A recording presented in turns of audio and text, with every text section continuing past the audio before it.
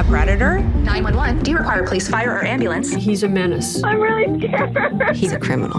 Keep the doors locked. If it's the last thing I do, I'm going to make sure he never does this to anyone else ever again. That's him. Get him. Okay, so Christmas tree. That is real estate broker Heather Rovet, who discovered that the man of her dreams was in fact anything but. Now, she, along with other women in Toronto, had been duped by a romantic fraudster and a convicted felon. Heather's sharing her search for the truth in a new docu-series titled Rom-con. Who the F is Jason Porter? And she joins us now. Heather, thank you for joining us. Thank you for having me. Your life, this doc, all so crazy, so shocking. You were with your partner, who you knew as Jace, right? Jace Peretti, yes. For 3 years. Yes. At what point did you know something was wrong here? To be honest, it all came together that day I got into the computer.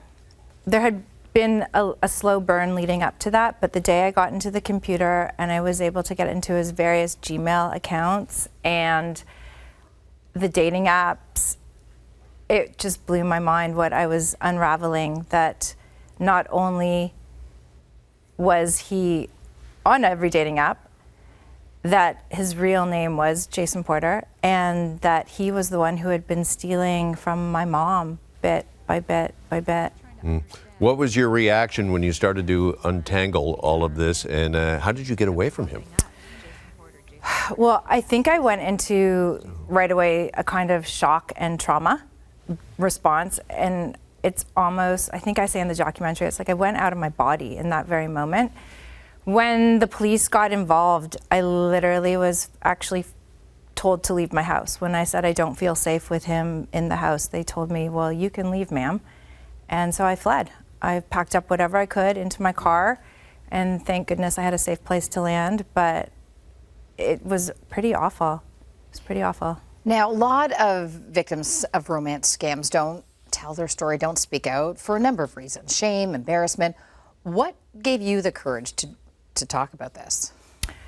For those very reasons. I didn't want to feel victimized. I didn't want to hold on to the embarrassment and shame, because I felt that if I did, that's just giving him my power.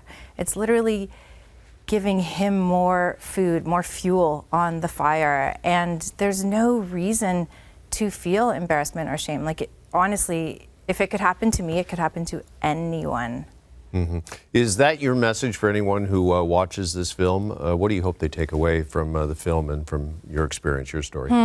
Well, I hope one of the takeaways is exactly that, that if you are the victim of a romance scammer or a betrayal, it's not your fault.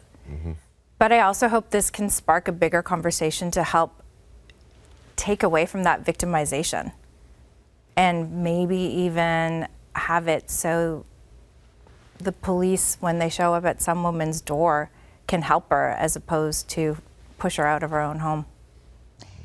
I believe in strength in numbers, and I feel like all the victims in this case, you said it can happen to anyone and everyone, and you and everyone he victimized is proof of that. Did you find every time you spoke to someone new, you felt more empowered, you felt stronger?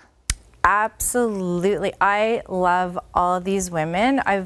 We've made such special friendships, and I feel like I'm going to be friends with all of them forever.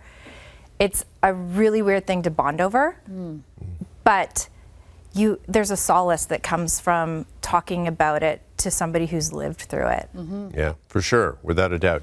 I want to tell everybody that Rom-com is available to stream right now on Prime Video. Heather, thank you so much for sharing your story, and thanks for coming in this morning. Thank you for having me. Appreciate it.